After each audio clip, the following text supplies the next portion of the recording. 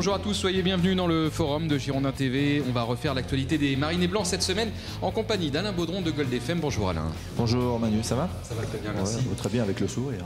Oui, bien sûr, il fait beau, même s'il pluviote un petit peu aujourd'hui sur le haillan Lassina Diabaté. C'est un plaisir de vous recevoir. Bonjour. Bonjour Manu. Bon, ça va bien. Plaisir pour moi, partager. Eh ben.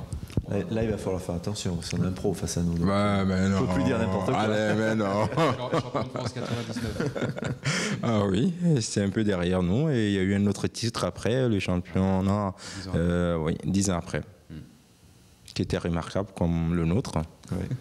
Vous allez nous apporter toute votre expertise et vous avez certainement beaucoup de choses à dire. On va commencer donc cette discussion par la belle victoire des Girondins de Bordeaux 2-0 face à Ajaccio en terre corse. C'était samedi dernier. Vous avez commenté le match à Alain Baudron avec quelques difficultés techniques, mais vous êtes arrivé quand même. Il n'y a pas eu de soucis sur la globalité, ça a été. C'est les 3 points qui font du bien. Oui, ça fait du bien. Bordeaux a relevé le défi d'un match à être déjà couperé parce que c'était le 20e Ajaccio, nous 18e. On n'est pas bien, on n'arrive pas à gagner à domicile. Donc forcément, si vous ne gagnez pas à domicile, il faut aller chercher des points à l'extérieur.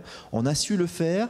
Alors tout le monde va dire Ajaccio c'est pas bon, mais Ajaccio oui n'était pas bon, mais c'est aussi peut-être parce que Bordeaux a élevé un petit peu le niveau de son jeu, a été concentré de la première à la 93e minute et a répondu présent au moment clé, c'est-à-dire avec beaucoup de réalisme en première mi-temps, parce qu'ils ont 3-4 occasions, ils mettent 2 buts, donc ça c'était important de les mettre, et ils ont su canaliser les rares offensives corses. Donc c'est le bilan qu'on peut faire de cette rencontre. De cette rencontre. Vous avez vu le match, Lassina? Oui, j'ai regardé le match. Moi, je dirais que c'est dans la continuité déjà du match contre Brest. Parce que contre Brest, on n'est pas oublié qu'on a quand même tiré presque 17 fois au but. Le gardien de Brest a fait vraiment des arrêts. Sinon, ce match, avec le nombre de tirs au but, on aurait pu gagner ce match. Et c'est dans la continuité. Et ça ne m'a pas surpris que sur une dynamique des matchs contre Brest, qu'on puisse finaliser sur une victoire à Ajaccio. Oui, mais c'est vrai que l'interrogation que l'on avait, Alessina, c'est qu'on avait vu un bon Bordeaux face à Montpellier. Et après, contre Nice, on est catastrophique. Absolument. Donc on s'est dit, ils sont capables de nous refaire Quel visage, absolument. C'est Dr. Jekyll, Mr. Hyde, on ne sait pas avec Bordeaux.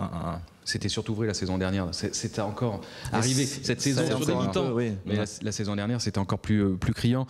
Heureusement que c'est le scénario plutôt de Brest qui s'est prolongé. Vous avez raison de le souligner, Lassina. On a quand même, à la mi-temps, on s'est quand même interrogé. On s'est dit, c'est pas la première fois que Bordeaux mène 2-0 à la mi-temps et se fait rejoindre en seconde période.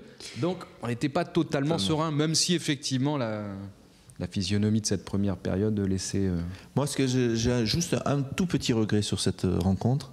2-0, c'est bien, mais je pense que ça aurait mérité un petit peu plus. C'est-à-dire 3 ou 4-0, je crois qu'il y avait vraiment la place de le faire.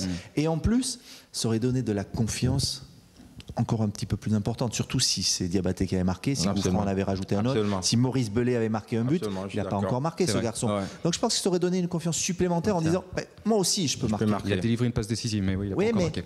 Voilà, il a été bon, c'est clair. Mais marquer, ça fait.